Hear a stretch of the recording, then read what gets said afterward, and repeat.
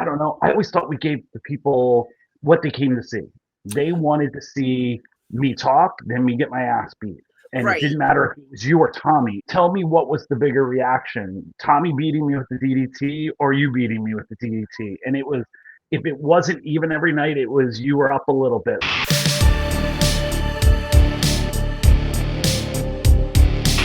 Well, let's talk about you and I because we had a hell of a history together back in the day. Yeah.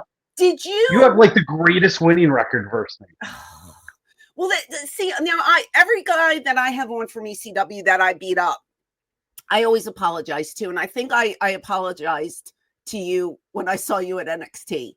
Um, I did actually. 25 years later. Well, no, I used to say it in the back too. Are you mad at me? You'd be like, "No, shut up," and I'd be like, "Okay." It But was so much fun. it was fun. But in retrospect, when like, okay, like for example, I did a round table, and I was the only girl on the panel.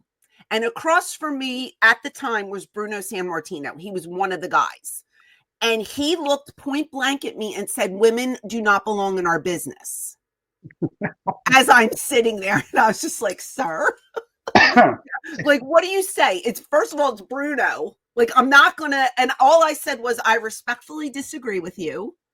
And that was it. Because I wasn't gonna argue with the guy. But I would have came with receipts. You should have been like, well, well, no, sir, my I'm 32-0 against Steve this young man named Corino. Well, see, like when I had like Hack on, and when I had the Dudleys on, and so on and so forth, I had always asked them, and I'm going to ask you.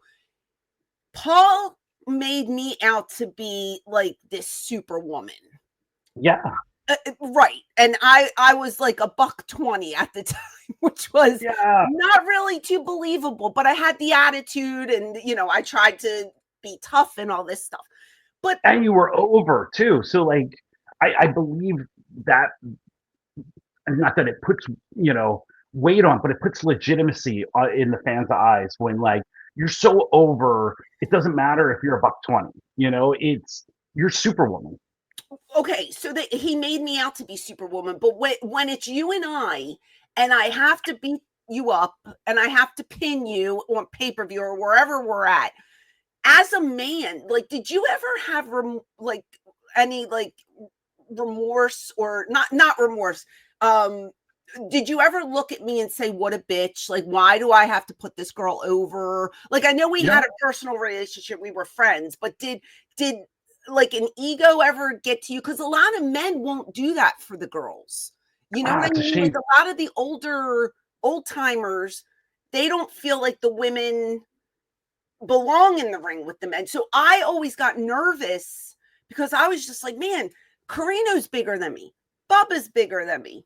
Devon's bigger than me. Hack's bigger than me. But here I am. I'm running out like a lunatic. I'm doing all these cool moves, and they have to sell for me. And I always felt awful. Oh, really? Oh, no. So Yeah. I always loved the one time I remember because we had started doing it around the loop where like it was promo this something, here you come. We would do our quick match and it 1, 2, 3. And I remember second guessing myself for a second when Paul put me in there with Jazz.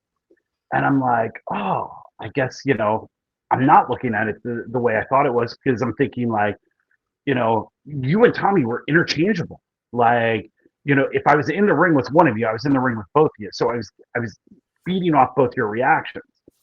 And but then I got to wrestle Jazz, and I was like, oh, am I the guy that just puts the women over? And then like I went out there with Jazz, and then she just kicked the shit out of me.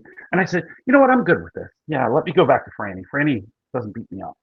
And but no, I always thought of it as this way. It was what was the situation was Tommy's back was bad, and then but like I don't know, like it was just one piece of the team on that one because even in those long matches where it was me and Tommy doing the physicality, you were a major part of it all the time. So it was like, I thought it was interchangeable that like, here I get to do the promo, I get to do, I get the heat on the mic, and here's the payoff of, you beating me. Like my favorite one was when we did it, and I want to say it was somewhere in Louisiana with One Man Gang. Mm. And here it comes, and here's the 747 and you give me the DDT and like the place is rocking like it's 1986 Mid-South. Like I don't know. I always thought of like it's more about the reactions than like an ego. And I tell my guys that too at NXT because you know if you think about it, like 25 years later, it's an amazing learning tool. When I say don't worry about what you're doing, like live in the moment, have fun with what you're doing, because like in a year you could be totally different. You know, I spent the summer of '99 losing to you every weekend, right? But then a year later, I was the world heavyweight champion. You know, Right. that's Right. wrestling right there. And I don't think that I would have gotten that opportunity to be even considered for that if, like, I didn't have, you know, Paul knew he could always go to you and I.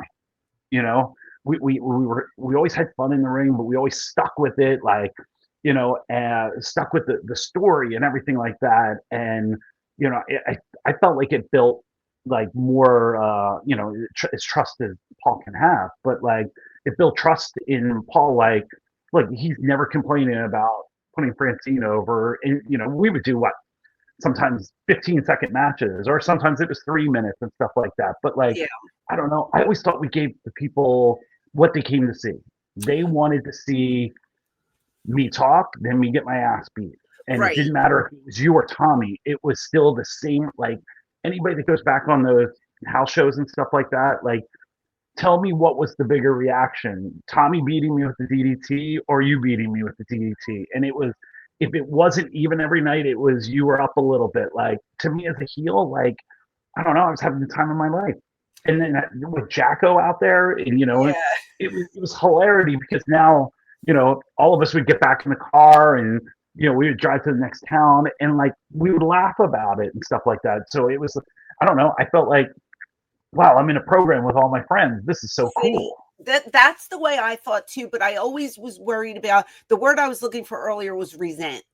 Like I Yep. never wanted the guys to look at me and resent me for the what Paul wanted me to do out there. You know what I mean? And I'm not going to say I didn't enjoy doing it because I did. I mean, like you Right. said, I had a great time, you know, performing, but I felt like our relationships within that company were so strong, especially the Philly clique, because we Hmm. had our own little clique that we all hung out and traveled and you know did stuff outside of work. And I never wanted you to look at me and resent me for what you know what we had to do in the ring. So I'm happy that you feel Oh that yeah, way. never thought, never in a million. I thought it was. Remember before I got to do stuff with you and Tommy, like I was an opening card heel that you Mhm. know just not lingering, but just like Paul didn't know what he was going to do with me at the time and Yeah. stuff like that. Like to me, you guys were helping me out with the, you know, giving me the rub and getting me to the top of the card because, you know, now it was, you know, after that, Jerry wanted to do something with me and somebody, you know, and they, you know, I think they saw that like I was safe with you, you know, and, uh, you know, I could be trusted in like with their bodies too. So Oh like, yeah, for sure. and yeah, and I never cared about losing. You know, I just, That's so you good know, to hear. yeah. I'm And just so I happy think that too. anybody that resents it doesn't understand that, like, we're telling stories out there and it's the reaction. Like, I always believe that the babyface pop when they defeat like a heel, like when you defeated me and the crowd would go crazy, like, I always took it, like, that's part of my pop too. Sure Like, it is. Of you know, course it is. if I stink it up on the mic and or I take Nikolai Volkov bumps for you, like, and then you hit your DDT and I take it like shit, like, and they go, "Ugh," you know, like, but like the louder they got, like the more I took pride into like, oh, that's mine too, or like, you know, one good heel line. If you and Tommy gave me a line or something like that I could hit out there, you Yeah. know, and it hit hard, I was like, oh, that was a great line they gave me. Like, you know, they're enjoying the heat too. Yeah. Yeah, for sure. I remember the swinging DDT that I gave you off the ropes, and I just remember us trying it beforehand, and you were like, "Yeah, yeah, this is great. Do that." And I said, "Okay," and we did it, and the place erupted. And I remember when I landed, I kind of looked at you and you gave me like a half shitty smile. And I was like, I'm so excited. It was so much fun. Yeah. It was a lot of fun.